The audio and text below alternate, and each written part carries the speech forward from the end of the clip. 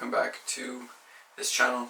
Today I felt inspired to, just get on camera, start talking again. I've been feeling a lot of clarity, a lot of mental clarity, a lot of spiritual and just like physical clarity. And so I kind of wanted to, give a little bit of my life force, if you could say that, just to, talk a little bit and share what a couple like insights I've been having recently. I've taken a little bit of time off social media from posting my work, from consuming anything, and it's been really, really great. And it's something that just felt right for me at this time in my life where I'm at. But overall, it's been very positive. It's given me a lot of time to think, a lot of time to feel, a lot of time to get in touch with myself, a lot of time to enjoy just the space. A couple of insights I've had is that it's just so easy to fill these little gaps of time with consuming something. And even with, social media off my phone, I still notice myself, like going on my phone and stuff like that, and going on like other apps to try to like fill that void. But more and more I'm starting to notice myself, not necessarily needing that anymore, and starting to like drop that habit of, okay, I have like a couple minutes or I'm waiting for something to load. Let me just, like scroll or something. I think as artists and as people that create, I think consuming is really important, and it's really a beautiful thing to be able to enjoy the other kinds of art that people create. But I think it's also really important to step away from everything and to return to a place of stillness and a place of emptiness so that we can hear what we need to say and what we need to express and what we want to express. From a place of clarity and a place that's not clouded up by what other people are putting out there. It's so easy as an artist to see other people, and there's so much other art out there, and there's so much beautiful, beautiful art out there that it's really easy to get caught up in this cycle of, oh wow, this person's art's great, I want to create something like that, or I want my style to look like that. But in reality, like, you're never going to create anything original by using references from something else, Not to say that you can't, I totally think that's possible.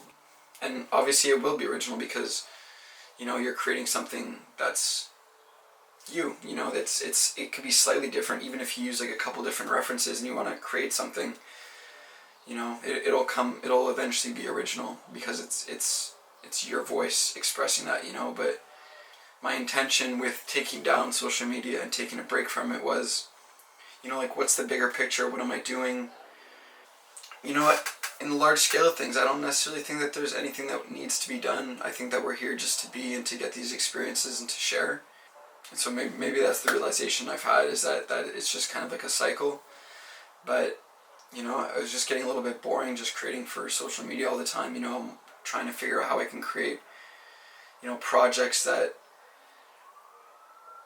aren't necessarily just attached to social media, because you can't rely on that for people to see your work. And you can put a lot of time and energy into something, and a lot of people don't even end up seeing it just because the algorithms are just so busy and people follow hundreds and thousands of people. So it's just like, for your work to stand out, what does that take? What is that going to take? And maybe that takes a lot of practice of doing that. But yeah, I just wanted some space to separate from everybody and to kind of return to a place where I could like hear myself again. Not that I wasn't like hearing myself before, but I think it's just really easy, like I said before, for your vision to get a little bit cloudy because you're constantly seeing other people's work. I was doing a little journaling session this morning, and I saw my friend's work, and she posted it on Instagram, and it was so good, And I was on Instagram just because I was using the Messenger on my desktop, and I opened the internet and her work popped up really quickly. And I got stuck on it for a second, I was like, wow, this is incredible. She's an incredible artist. Her name is Emma. She's one of the best photographers I know. I'm really glad to be able to call her a friend and a colleague. And I was writing about it, and I was really grateful for her growth, and seeing her work become better and better, and to become just like cooler, like I'm seeing her work and I'm like, this is incredible. And she's it's only getting better, and it's really awesome. And then the next point I made was, at the same time, I needed to acknowledge the fact that in that moment there was like this comparison and this fear of missing out because I wasn't posting on my stuff, and it started to like get me in this kind of like loop that I was in before. But because I've had so much time to separate from that, I was able to like see it clearly and acknowledge it and become aware of it really fast. And it was really beautiful to be able to like step back and to be able to see that for what it was, you know. And then, you know, it allowed me to kind of ask myself, okay, like, but what do I want to do? What's my intention for when I do want to go back? Because I'm starting to feel like, you know, I have a lot of work that I've been accumulating over the past, you know, couple weeks of not having social media. And I'm trying to figure out how and when to post it. I've been, you know, working a lot on my website, been drawing and painting and making a lot of music and taking a lot of photos and doing some video, and it's been really interesting. But I'm trying to figure out what my intention is.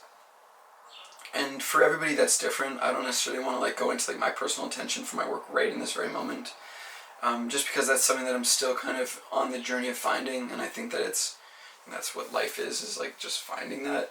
And also not thinking about it too much. I don't think that there's any like inherent purpose of it. You know, you kind of just make it up as you go, and you allow what you need in that present moment to guide you, which kind of like, it's like a full circle to what the whole point of this kind of conversation is. Like, you got to do what feels right to you in this present moment, you know what I mean?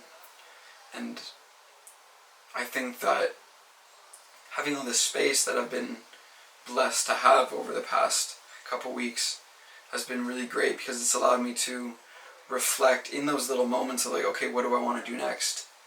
You know, and I think that those little steps, you know, they scale proportionally into like the bigger steps. You know, it's like you finish a project and then you're like, okay, but what do I want to do next? But if you're just filling it with like consuming so much, you know, you don't really get the time to be still and to like let visions and ideas come to you.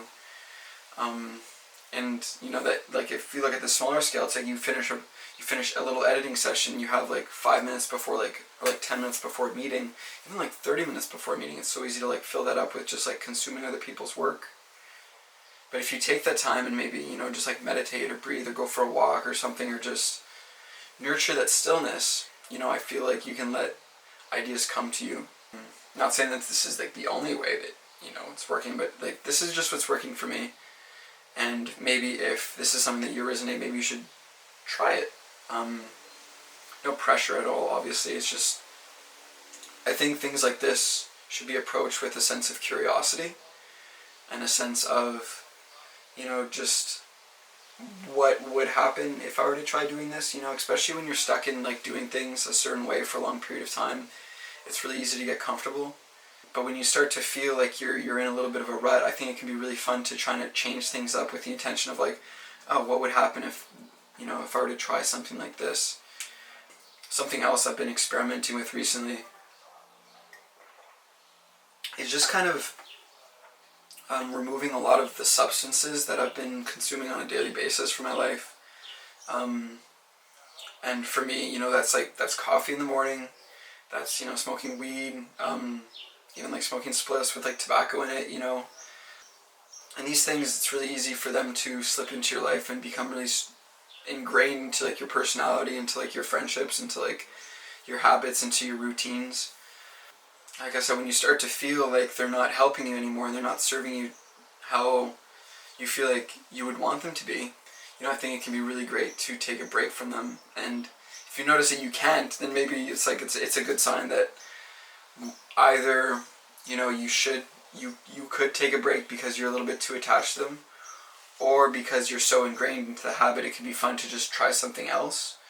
And I don't think that it necessarily has to be something that you like force, like, oh, I'm gonna take everything out of my life just because, you know. But this is something that I was like called to do, and then I just received a couple signs from the universe telling me, hey, like, maybe just try returning to your natural state of wholeness and your natural state of being, which I completely believe that it's like we have everything that we need in our natural state of being, you know, without adding all these things into us, you know, that stimulate us. And especially as artists, I feel like it's really easy to want to put ourselves into these situations where we're in the unknown, because that's kind of where we can create. That's where we create something new. That's where we create something fresh. That's where we create something that nobody's ever seen before. I'm just going to check if this is still recording. Okay, it is still recording. And yeah, essentially, the idea of coming back to this place of wholeness and this place of sobriety, it's been really interesting, because it's like a whole drug in itself, in a way. It's its whole experience. It's its whole, like I said, experience in itself. You know, I was like talking to my roommate, and he's like, I don't think I've ever done that before. Just like cut out all these little substances that we use, you know.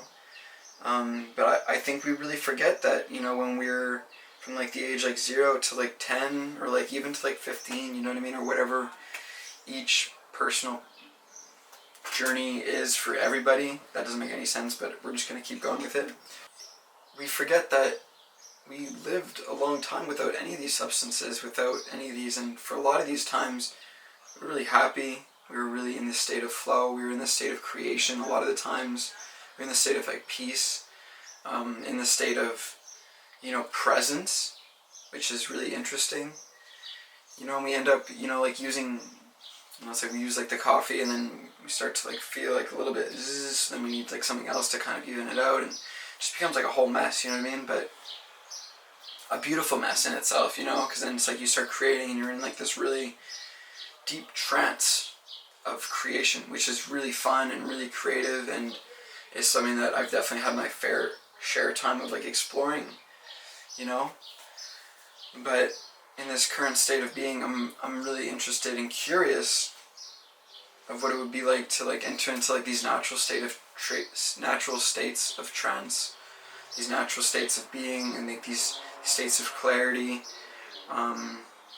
You know, and there's so many benefits that I've already seen. You know, like my sleep's way better, feeling way less like anxious all the time. I'm feeling way more present, taking way more time to nurture habits that I feel intuitively are healthier for me. You know, like I'm going on way more walks. I'm just like doing these breathing sessions. I'm meditating. I'm reading. I'm journaling. I'm painting. I'm doing all these beautiful things, and I'm feeling really clear about them. And yeah, it's been really great so far for me. Yeah, so maybe if that's something that you feel drawn to doing, see it as an experiment, from a place of curiosity, you know. And you don't have to necessarily embark on the exact same. Pardon me. You don't necessarily have to embark on the exact same kind of detox as me. However, you know, you can, if there's something that you've been curious about trying, you know, whether it's like traveling or, you know, trying a new like course or something, you know, try it from like a place of curiosity and just like jump into the unknown and try something different and let it happen naturally also, I think, which is really cool. I feel like when you force things too much, you feel a lot of resistance and you don't have any like real reason for being, in terms of like, why am I doing this, or like what's my intention. But if you feel drawn to doing something, feel it and embark on it. Try it out from a place of curiosity, you know, and I think that can be really fun.